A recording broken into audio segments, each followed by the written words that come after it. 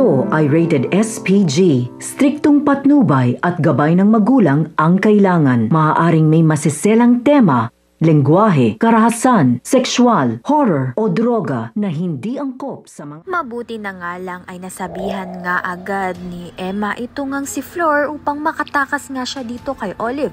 Dahil may masamang balak na naman nga itong si Olive na turukan na naman nga ng kung ano itong si Flor upang mawala na nga ito sa sarili. Ngunit dahil nakatakas nga itong si Flor ay nakapunta nga agad siya dito kay Emma. Samantalang masaya naman nga si Emma na makita nga itong si Mookie kahit nasa malayo nga siya dahil nakikita niya ngang masaya itong si Mookie sa buhay niya, lalo pa nga na sinagot niya na nga itong si Zane at may nagmamahal na nga kay Mookie bukod pa nga sa kanyang ama at sa kanyang ina. Kabilang banda naman nga lumabas na nga ang katotohanan na kung sino nga ang pinagmanahan nga nito ni Olive ay ito ngang si Ador ang ama niya dahil nga nagbalik na nga ito at gusto nga niyang makipagbalikan dito kay Ligaya.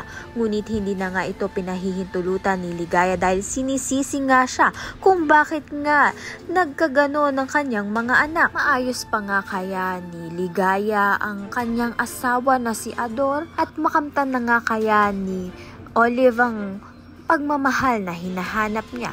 Kaya naman nga't yan at iba pa ang dapat nating pakaabangan. Maraming salamat sa iyong panonood.